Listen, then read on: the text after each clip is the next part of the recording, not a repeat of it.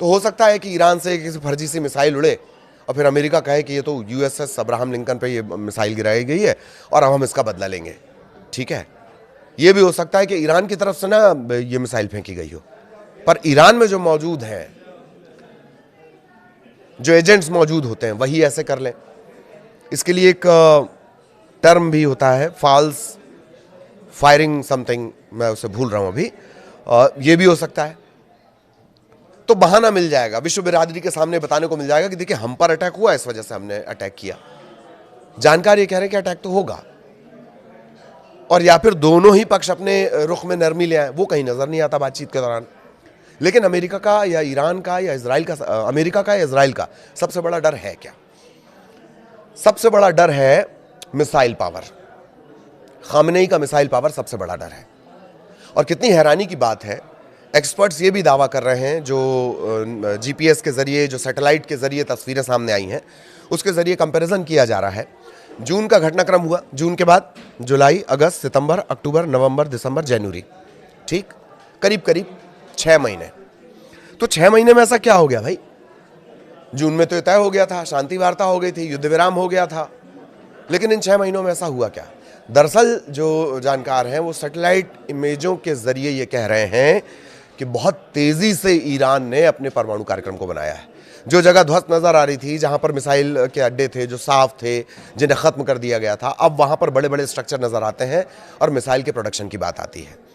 मोटा मोटी अनुमान यह है कि करीब 2000 से 3000 मिसाइल जो है वो ईरान डेवलप कर चुका है। सबसे बड़ी बात, ईरान ने फोकस्ड वर्क किया, सबसे पहले कंस्ट्रक्शन वर्क किया, जो अब सैटेलाइट इमेजों में नजर आता है। और अब ये नजर आ रहा है, मतलब ये मान के चलिए कि 3 महीना पहले ये हो चुका है, यानी जुलाई, अगस्त, सितंबर, अक्टूबर तक लगभग ये पूरी तैयारी हो गई होगी। इसके साथ ही साथ मिसाइल कार्यक्रम को इतना तेज किया गया कि हमें अभी जो मिसाइल हमारी 100 मीटर जा रही है, उसकी रेंज बढ़ाइए, आप रेंज बढ़ाइए और रफ्तार बढ़ाइए, स्पीड बढ़ाइए और उसकी मारक क्षमता बढ़ाइए, यानी रफ्तार बढ़ाइए। तो जो 100 मीटर मार कर रही थी, अब उसे 1000 मीटर करने पर फोकस किया गया। सेजल, आपको याद होगी सेजल मिसाइल कौन सी है? सेजल मिसाइल वही है जो युद्ध के दौरान, यानी जून में जब युद्ध चल रहा था, तब अमेरिका के बेस पर, अमेरिका का जो सेना का मिलिट्री का बेस है वहां पर जो दागी गई थी, वो सेजल मिसाइल ही थी। अब और खुर्रम शहर आ गई है, सेजल का सीक्वेंस है, फतह का ये सीक्वेंस है। तो बहुत तेजी से ईरान ने मिसाइल पे काम किया है, रफ्तार पर, रेंज पर। जो 100 मीटर वाली थी उससे कहा गया कि इसे बढ़ाइए, इसे 1000 तक करिए, और इसमें वो कामयाब भी हुआ। ये इनपुट अंदरूनी मिल रहे हैं, सूत्रों के हवाले से खबर मिल रही है। और यही वजह है कि अब सबसे ज्यादा परेशानी बढ़ गई है किसकी? इजराइल की। इजराइल इसी वजह से भागा पहुंचा है अमेरिका के पास कि नहीं, एनी आओ हमला करिए और वो अटैक करिए, और ये सारी मिसाइल्स जो हैं, या तो कोई और दूसरा रास्ता निकाला जाए। अब ये अमेरिका और इजराइल पर है कि रास्ता क्या निकलता है। रास्ता तो युद्ध का ही नजर आता है जानकारों के हिसाब से।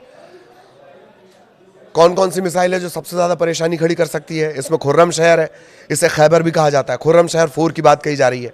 ये एक MRBM मिसाइल है और मध्यम दूरी की है, 2000 किलोमीटर तक इसका दायरा है, लेकिन खबर यह है कि इस दायरे को और ज्यादा बढ़ा दिया गया है। ये सिर्फ 2000 तो जो रिपोर्ट्स में आई है, इससे और ज्यादा बढ़ा दिया गया है।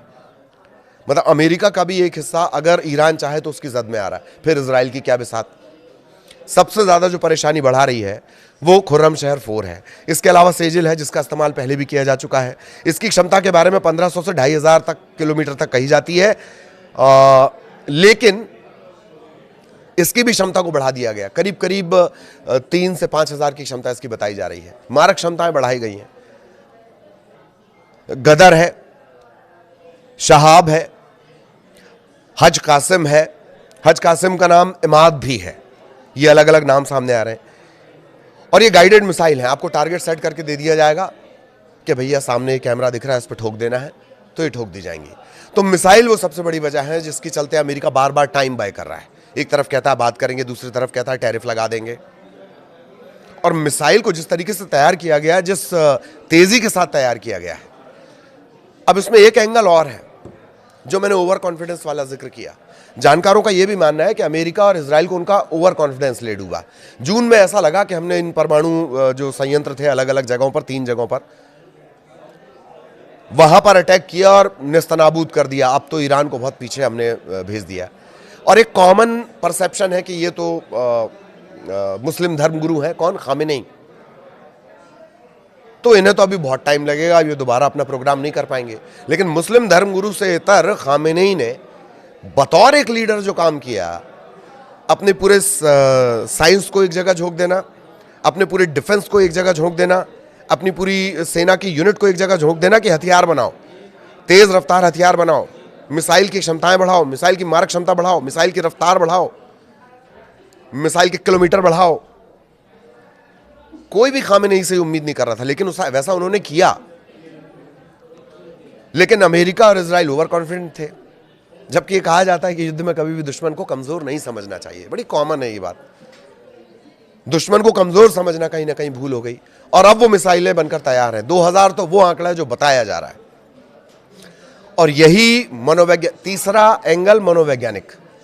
अमेरिका जिस तरह से एक मनोवैज्ञानिक युद्ध खेल रहा था, अब ऐसा लगता है कि ईरान उस मनोवैज्ञानिक युद्ध में कहीं आगे चला गया है। पहले तेहरान और बड़े शहरों में मिसाइल का प्रेजेंटेशन किया गया, उसके बाद ये कहा गया कि हम तो इजराइल की तरफ तान रहे हैं। फिर ये कहा गया कि अमेरिका के आसपास जितने भी, चाहे वो नेवल बेस हो, एयर बेस हो, मिलिट्री बेस हो, हमने उनको टारगेट करके मिसाइल लगा दी है।